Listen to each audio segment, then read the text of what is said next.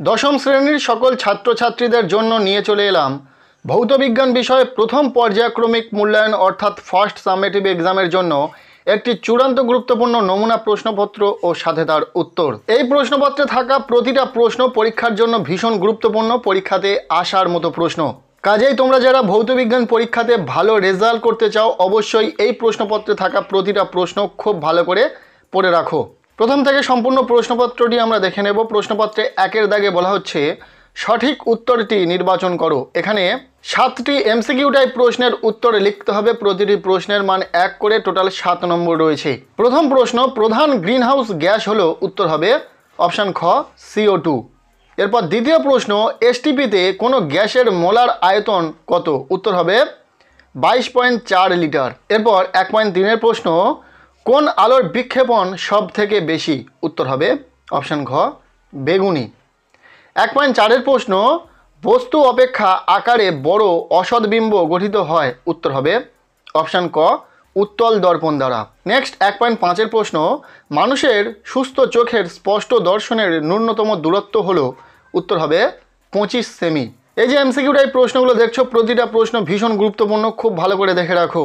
1.6-এর প্রশ্ন, কোনটি মুদ্রা ধাতু নয়, উত্তর হবে অপশান ঘ Fe অর্থাৎ লোহা। 1.7-এর প্রশ্ন, ক্লোরিন পরমাণুর বাইরের কক্ষে ইলেকট্রন সংখ্যা, উত্তর হবে অপশান গ 7টি। এই ছিল একের দাগ থেকে 7টি এমসিকিউ টাইপ প্রশ্ন, উত্তর সহ যেটা আলোচনা করে দিলাম। এরপর প্রশ্নপত্রে 2-এর দাগ বলা হচ্ছে নিচের প্রশ্নগুলির উত্তর দাও। এখানে 9টি এসকিউ টাইপ প্রশ্নের উত্তর লিখতে হবে। প্রতিটি প্রশ্নের মান 1 করে, টোটাল 9 নম্বর রয়েছে। প্রথম থেকে প্রশ্নগুলো আমরা দেখে নেব। প্রথম প্রশ্ন, বায়োগ্যাসের মুখ্য উপাদান কি, উত্তর হবে মিথেন। এখানেও উত্তর সহ আমরা প্রশ্নগুলো শেয়ার করেছি, দেখে নাও। দ্বিতীয় প্রশ্ন, একটি জীবাশ্ম জ্বালানি হলো, উত্তর হবে কয়লা।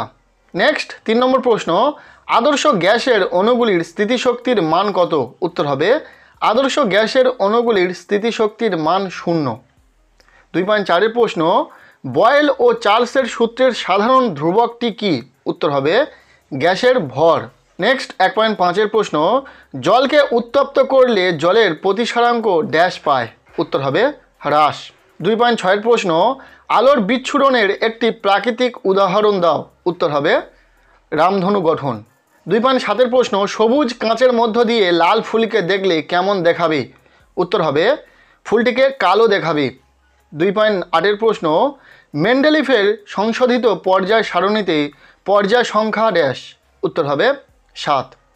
2.9-এর দাগের প্রশ্ন, কার্বনের নিকটতম নিষ্ক্রিয় মৌল কোনটি, উত্তর হবে নিয়ন। এই ছিল কিছু এসকিউ টাইপ প্রশ্ন। এরপর প্রশ্নপত্রের 3-এর দাগ বলা হচ্ছে নিম্নলিখিত প্রশ্নগুলির উত্তর দাও। এখানে 2 মানের প্রশ্ন রয়েছে, টোটাল 6টি প্রশ্নের উত্তর লিখতে হবে, সো 12 নম্বর রয়েছে। বলে রাখি এখানে থাকা প্রতিটা প্রশ্নের উত্তরও করে দেওয়া রয়েছে।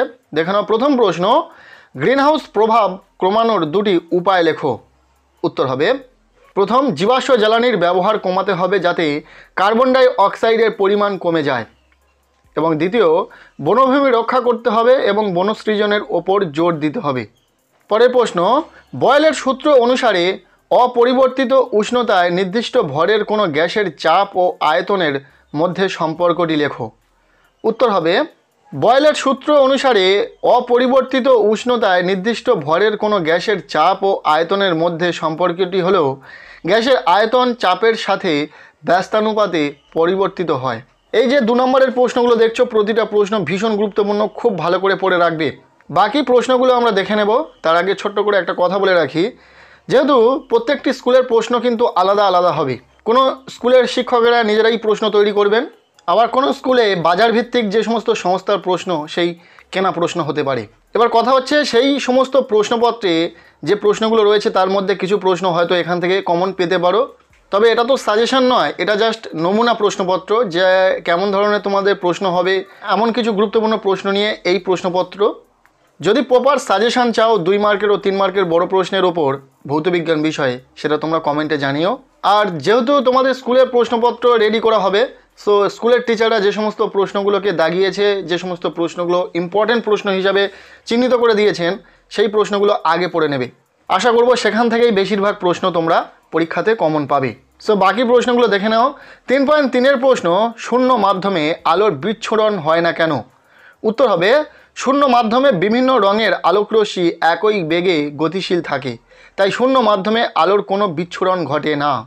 এরপর 3.4-এর প্রশ্ন, মেন্ডেলিফের পর্যায় সূত্রটি বিবৃত করো। উত্তর হবে মৌলসমূহের ভৌত ও রাসায়নিক ধর্মগুলি মৌলগুলির ক্রমবর্ধমান পারমাণবিক গুরুত্বের সঙ্গে পর্যায়ক্রমে পুনরাবৃত্ত হয়। এরপর 3.5-এর প্রশ্ন, একটি তরল ও একটি কঠিন সমযোজী যৌগের নাম লেখো। কোন সমযোজী যৌগের জলীয় দ্রবণ তড়িৎ পরিবহন করে?